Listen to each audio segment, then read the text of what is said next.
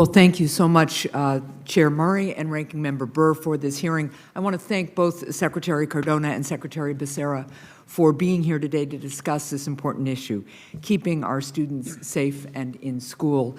And I just want to note at the top here that as the mom of a young man with severe disabilities, I am particularly grateful for Senator Casey's questions about what we're doing to help students who experience disabilities.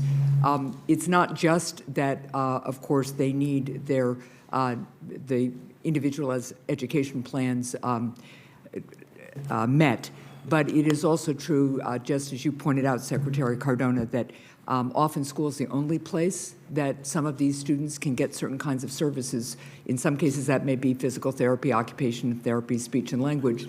And when schools are also prevented from taking public health measures, these students often are also the most at risk for severe complications from COVID-19. So it's a catch-22 for parents.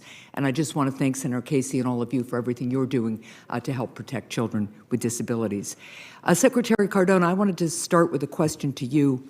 In addition to the teacher shortages many have discussed, schools in New Hampshire and across the country are struggling to fill other openings, ranging from paraprofessionals and social workers to bus drivers and custodians, roles that are essential to keeping our schools open for in-person learning. Some school districts are addressing these workforce gaps in various ways, including with hiring bonuses and paying parent drivers to help get kids to school. Secretary Cardona, how can school districts use their elementary and secondary school emergency relief funding to meet these staffing needs in order to keep schools open and provide essential support to students?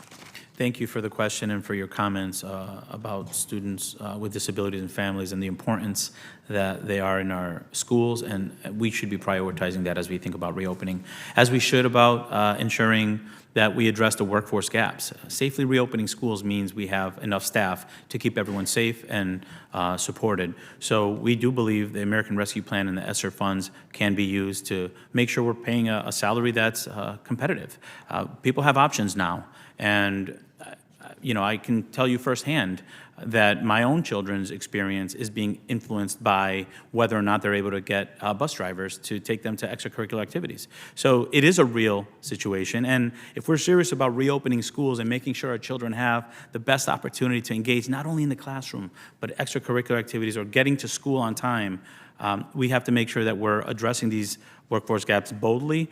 There are more funds now available to our districts to address that. But we also have to invest in pipeline programs to make sure that our dedicated paraeducators have access to programs to become teachers themselves.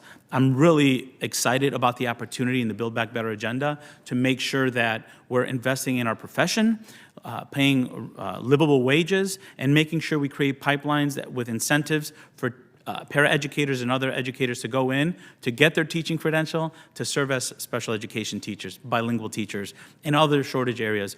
It's all hands on deck. I think we have the right policy, and we need to make sure we're making bold decisions to let that happen. Well, thank you.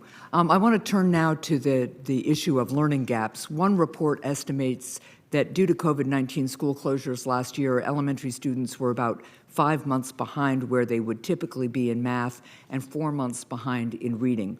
If not addressed, these gaps in learning will have a long-lasting negative effect on the lifelong success of students.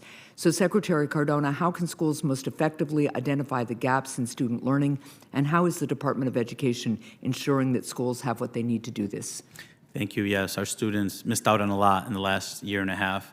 You know, academic gaps based on the fact that remote learning doesn't compare to in-person learning are significant. And the reality is some students faced more of it than others. It exacerbated opportunity gaps that existed. We recognize this, and we also, part of our return to school roadmap, prioritized not only safe school reopening and engaging in social emotional well-being, but also addressing the lack of instruction that students were not able to access due to the pandemic. We released strategies for using the American Rescue Plan funding to address the impact of lost instructional time as its own guidance document, in addition to the 3 handbooks that we have that address learning loss. You know, learning loss is could be controversial. I don't want to victimize our students. It was a lack of access to instruction. Right. So we have handbooks out there. We're more importantly, we're talking to states to see what they're doing. And I was fortunate to see summer school programs that tripled in size, after-school programs that are happening because of the American Rescue Plan Fund. So they're working on that, and I know it's a priority for educators across the country. Well, thank you. And Madam Chair, I realize I'm a little over. I just do want to point out that the department was very helpful to school districts in New Hampshire as they tried to use the secondary school emergency relief funds to improve air quality and ventilation in schools. And I look forward to submitting a question about how school districts can access those funds and work with the department to make sure their schools are safe. Thank you. Thank you. Senator Cassidy.